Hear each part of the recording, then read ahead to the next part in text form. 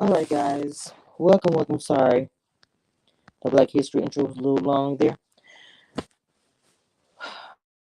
We're talking about Kings of Napa. I'm behind two episodes. We're gonna do 4 and 5. Okay. Talk about this is one of my favorite shows, and it has taken over. Even though it's not exactly like it's a black family going through money and all kind of stuff, but Greenleaf. But I've already said to you guys before, so we're not gonna do that. Okay.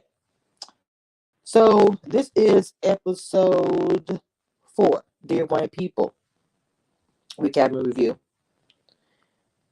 One thing we did get out of this episode was Melanie was just versus Vanessa. She was a little chubby girl, and gets her parents and paid no attention. She was the homecoming queen, all that, da da da da.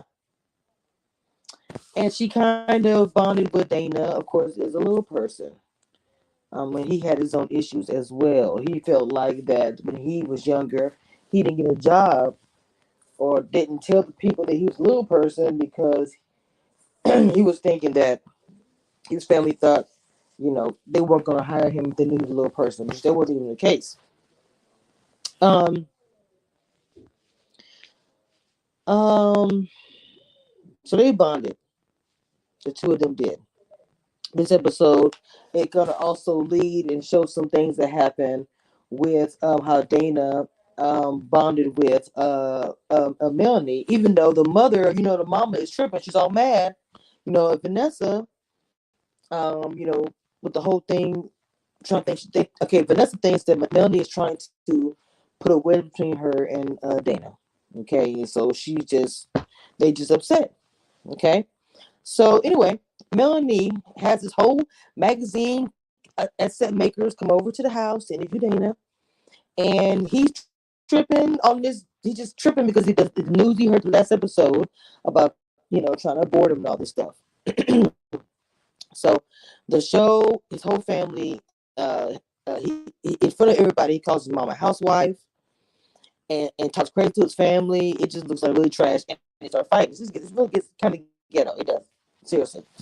And the whole thing, because they start going off on each other, and the photos with everybody goes outside, but the camera is on. Like, pay attention. Is the camera on? Hello? Is the red dots showing? So anyway, so that's really a freak out moment because they were saying some stuff they shouldn't have said. They was talking about the dad having an affair, the company having these problems. They told all their tea. They spilled a lot of wine, so to speak. And that's something I'd be worried about. Vanessa, um, of course, she knows a lot of people. And of course, the recording does get erased.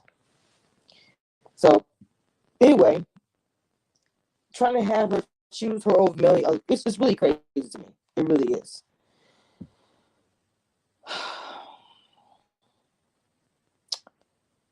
With all this stuff going on, people moving, and all this other crap is happening, everyone looking at Otis. Okay. They showed the picture of him with the boat. They just believe in his Otis. And I like how August was like, I don't want to blame the black man first. Okay. Because August didn't believe it. She said, I don't want to put all a bunch of cops and get a black man arrested.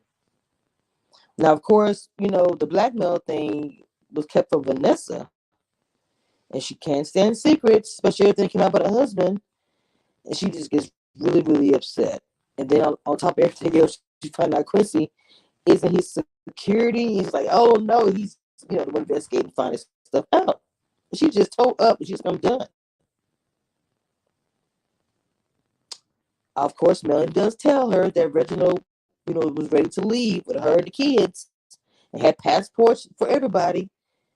And she said, go look at his cigar box because she didn't believe him. Of course, she didn't believe her. Okay. Otis saying that he wants the money and the king to pay him. We got the whole thing with Sean, the two white dudes, Sean and Sean, who are the competitors, and Bridget now is working for them for both companies. And Sean are also getting threatened by blackmail. It's just this is a complete mess. So August, you know, calling the cops. She don't want to do it like I told you, right? You should know of it for a long time. But Bridget's saying that she saw Sean, and Sean had some I can't say the word, glyphosate found on their land, which was a threat, and it would happen if they didn't pay. Dana doesn't want to really risk all that. He called the cops. Always runs, gets in the car. Obviously, everybody sees it, but he crashes. Christian, him and Christian are working together to finally work on the grounds together. Goes in Bridget's bag, and I remember I'm like, wait a minute, looking for like some notes or something. It finds the phosphate in there, and so now he's saying, hold up, is she a blackmail? This is my cousin's sister. Sean are poisoning them to take out Otis. What's going on? Okay. There's a lot happening because I don't know myself, right? I really don't know.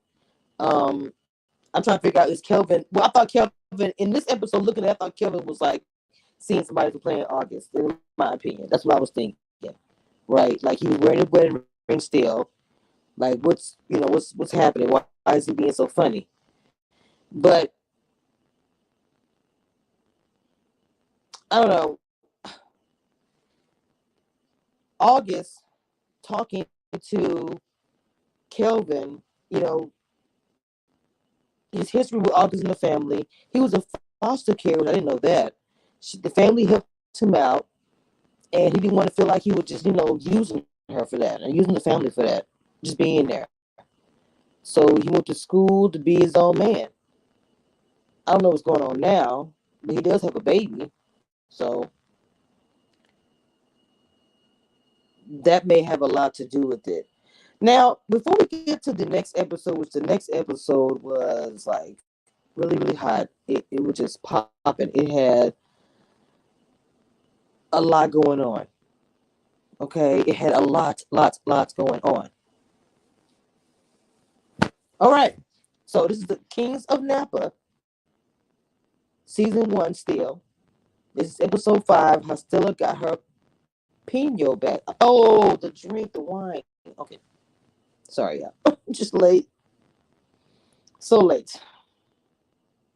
Okay. Now, Rose haircut is everything. You know that, right? This is everything.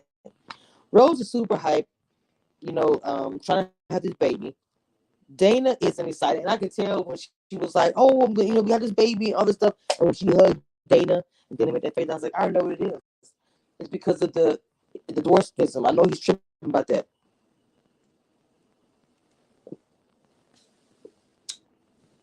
So, because they're having problems anyway, so they have to go to a fraternity clinic. So he ends up talking to Yvette, and he's worried that baby will be like him, like I was saying before. So I don't know what made her change her mind. All of a sudden, Vanessa wants to forgive Bridget because the other thing is having Christian, who's kind of messing stuff up out there. He's struggling. They end up losing everything. That's very important, which I'll try to tell mom in the beginning. Okay? All he worried about is his girlfriend, she with a big old butt. That's it. So Bridget's like, all of a sudden, what? Everything you just doing it because you don't look, she's very skeptical about it. And so, Vanessa's like, well, I have to go to New York on a wine convention. And, why don't you come along? And Bridget says, okay. Yvette was like coming back saying, well, I heard you giving that forgiveness, how Vanessa is. Vanessa was like, I will only forgive you if you get Jason a major wine distributor, which we could never get him. Calling her, this is not, I forgot where she's from in LA, but the ghetto or not where they are now. She was just reading her pretty bad.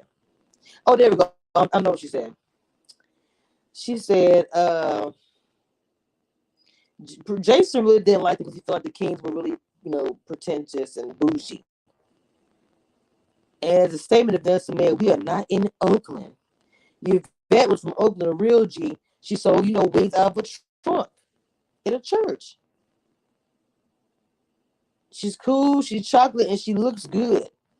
So, of course, Jason, they got together. And, of course, Vanessa was, talking noise to her. She actually got the deal and got her room back. They be sleeping on her.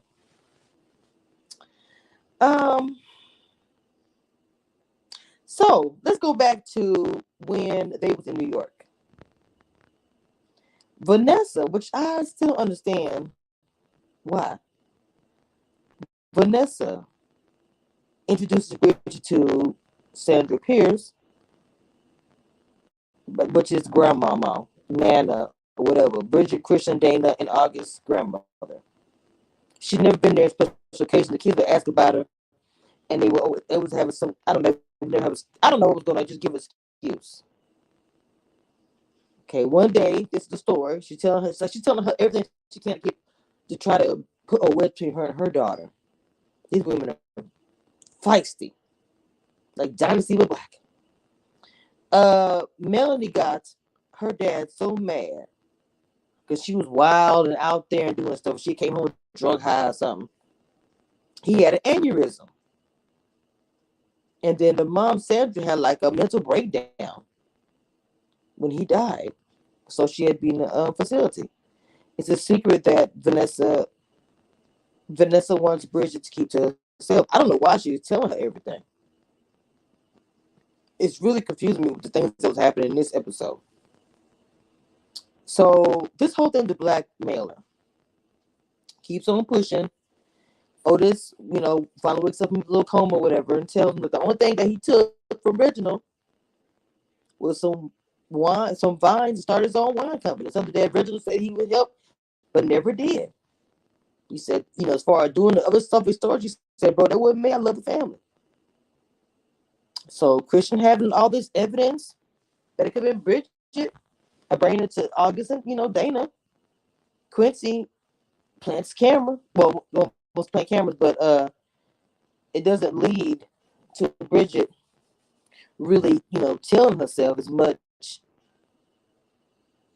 as it shows something else. Yes, child.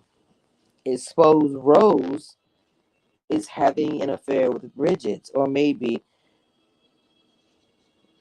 Bridget is rekindling something that was there. Because to me, I told you guys a while ago, I was like, something with them. It's like, you see somebody that they used to sleep together, or used to be together, I don't know.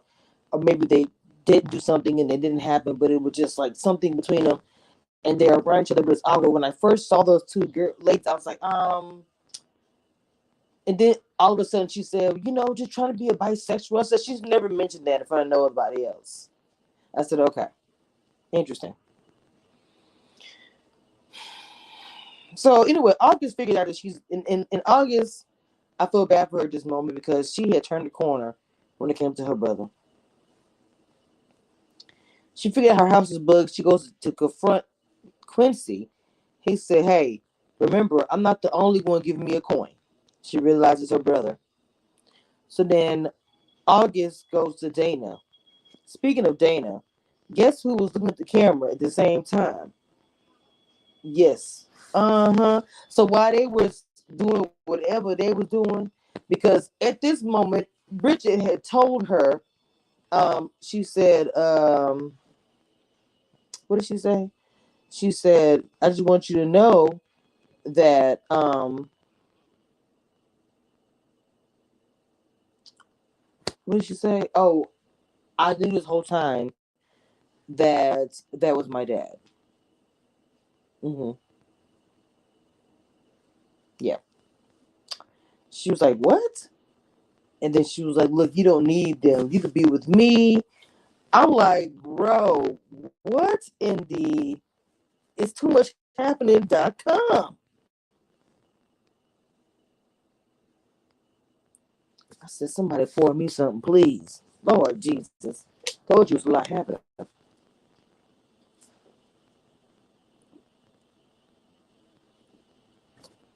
Okay. Dana says he did it. And he also said they're trying to hire a new CFO. She was going to be co-presidents with Dana so they wouldn't have any beef. But she said, you know what? I'd rather have this is just war, bro. Now the betrayal of my dad, cheating on my mom, and my brother.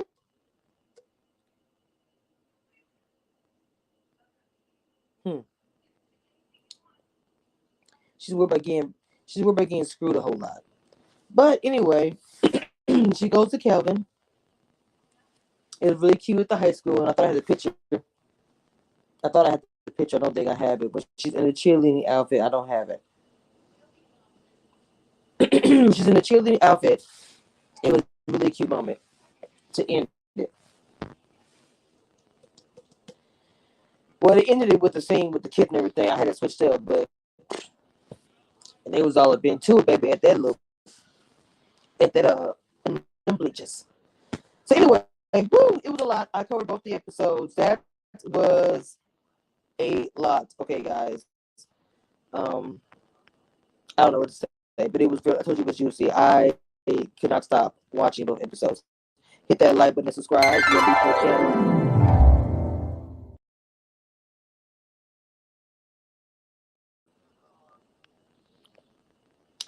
And this was Commission Reviews.